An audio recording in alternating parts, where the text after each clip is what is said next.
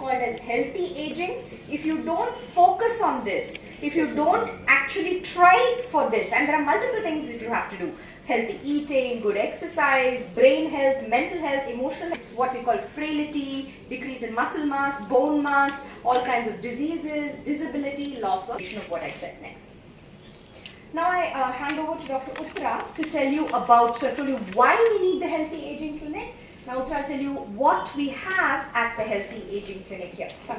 Diet and off the diet, and thank you sir and ma'am for giving me this opportunity and privilege to introduce my Healthy Aging team. So we have a Healthy Aging team ably coordinated by our psychologist Ms. Arshia Khan and myself, Dr. Uttara, along with nutrition being a very integral, skillfully headed by Ms. Tangamani and her team, along with fitness given by Mr. Murugan Madhavan. We have a specialist, also a neurologist, specialist neurologist, Dr. Senthil Nathan, who's also joining us for our expert care, along with a multi-talented Dr. Pungodai, who is the yoga therapist for our team. So we all work together with one holistic, one aim, that to give a holistic diabetes care, just like ma'am and sir did explain earlier, so that where we give everything about diabetes care, where cognition should also be an integral part of our care. Next slide.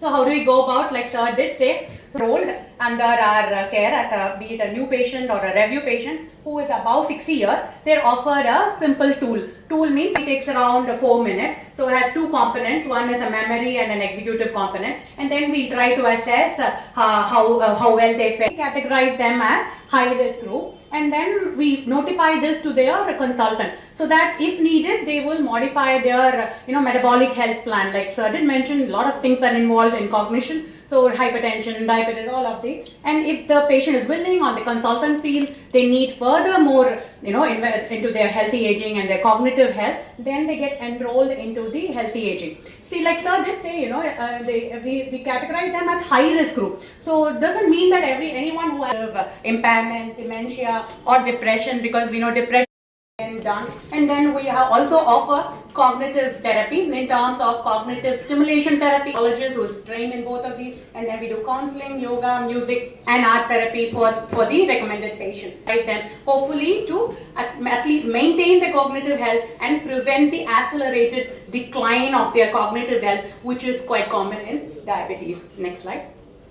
So yes, this did mention, we do have some preliminary data. So we did it across all the branches in Chennai, but this is only the Gopalapuram data we're showing here. And what, as expected, what did we see is that it increases per age, the percentage of cognitive decline increases per age, and it's not very uncommon. We do pick up a lot of our diabetic patients who walk in normally do have some sort of cognitive impairment, so they need to be looked into. So if you see the 60 to 64, almost 825, 939, 784, 555, 290, 86, all of these patients did have a percentage as increases and a sharp increase after about 75 years of age. We could see the percentage of cognitive decline. See, these are all not dementia patients, but still, they can work on their cognitive health, and this emphasizes the fact a collaboration between 3 institutes that have passion to prevent dementia, promote healthy aging in everybody. So this is a 3-way collaboration between the UK Dementia. Professor Siddharth Chandran is here, and Professor Henrik Zetterberg are also here. Welcome to both of you, and they represent the UKDI. From Bangalore, we have Professor Hari, who is the director of the Center for Brain Research. Welcome, sir. And of course from NDRF. So yes, Hari to share his insights with us. Wonderful visit yesterday to the research center and today to this facility. Thank you very much and it's a very inspiring institution and people you have for us to actually learn and emulate at CPR. Thank you very much. Chemist in Gothenburg, and that is how I was trained. And I'm a professor of neurochemistry. And my research has been focused on developing, during the past 10 years, we have taken the CSF tests and made very sensitive blood tests for these types of brain changes that affect brain function and that relate to different diseases that can affect the aging brain. Next slide, please. This is what we have today. we have a number of tests, including phosphorylated tau that mirrors a protein that builds up in neurons that are ill from Alzheimer's disease. We can also measure total tau that reflects the degeneration of the brain disease, the brain tissue that is largely unknown. Next slide, please. What we know from these biomarkers is that the protein changes in the brain.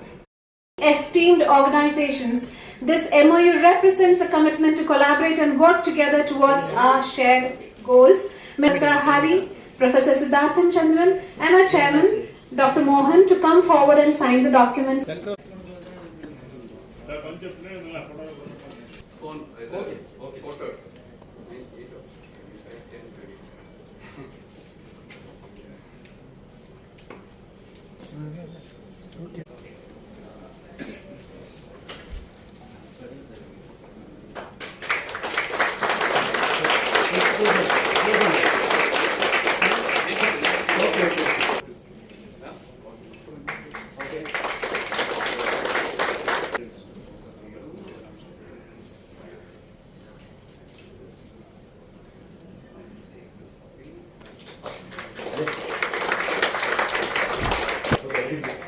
Ready, sir? 1 second, sir. Open load. Close load. Open load. Okay, sir. Yes, sir. 1 second, sir. Wait, sir.